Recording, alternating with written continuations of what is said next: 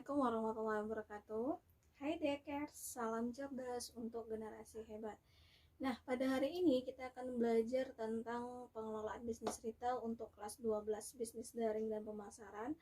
Yang mana untuk hari ini kita akan membahas tentang manajemen pergudangan yang ada dalam bisnis retail. Yang mana di sini anak teacher akan membahas itu dua poin. Yang paling utama itu ada poin A mengenai sistem gudang. Yang kedua itu mengenai aktivitas manajemen pergudangan. Nah, untuk poin A itu mengenai sistem gudang itu ada 4 poin yang harus anak teacher pahami. Dalam bisnis retail, gudang itu merupakan tempat penyimpanan atau stok barang. Ketika kita membuka sebuah retail atau toko retail, maka harus punya gudang.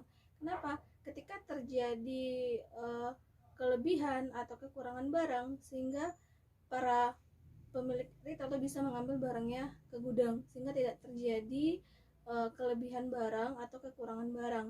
Atau ketika barang tersebut disusun di sebuah retail itu berdasarkan hanya sebagian kecilnya saja, atau dalam tanda kutip gudang tersebut sebagai persediaan ketika barang yang dipajang di toko itu habis.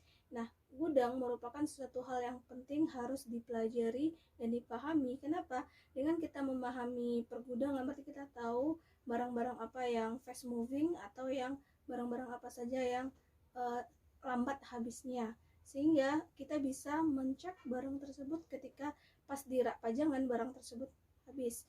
Nah, untuk sistem pergudangan itu ada 4 poin yang harus anak teacher pahami. Itu yang pertama, aktivitas gudang.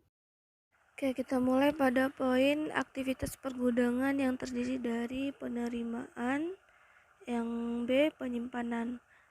Proses menjadi sangat vital karena gudang sebagai pintu gerbang awal barang masuk, sehingga nantinya akan digunakan untuk produksi.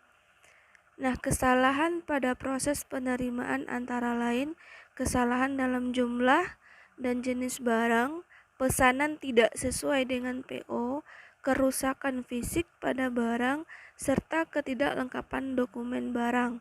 Nah, untuk itu harus dibuat manajemen atau sistem yang ketat yang mengatur setiap langkah dalam proses penerimaan.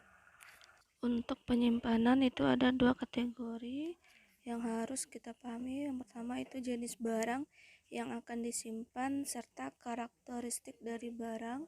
Yang B, banyak barang yang akan disimpan untuk perhitungan luas tempat yang diperlukan. Nah, karakteristik pada poin 1, jenis barang yang akan disimpan serta karakteristik barang. Yang pertama itu A, volume dari barang yang akan disimpan. B, frekuensi atau ukuran atau banyaknya pengiriman yang akan diterima di gudang. C, frekuensi dan ukuran atau banyaknya pengiriman yang akan dikirim keluar. Yang D, lingkungan pergudangan dan kondisi bangunan. Yang E, sensitivitas temperatur. Yang F, kategori barang berbahaya atau tidak. Selanjutnya poin kedua, banyak barang yang akan disimpan untuk perhitungan luas tempat yang diperlukan. Hal-hal yang harus diperhatikan: A, ukuran dan berat barang termasuk kemasan. B, jenis kemasannya. C, apakah perlu tempat khusus untuk memasang kemasan baru, pemasangan label, dan sebagainya.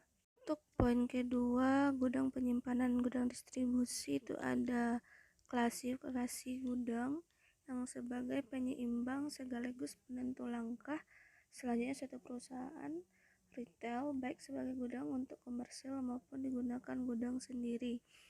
Nah, diklasifikasikan itu berdasarkan kepemilikan, berdasarkan tempat, berdasarkan jenis barang yang disimpan.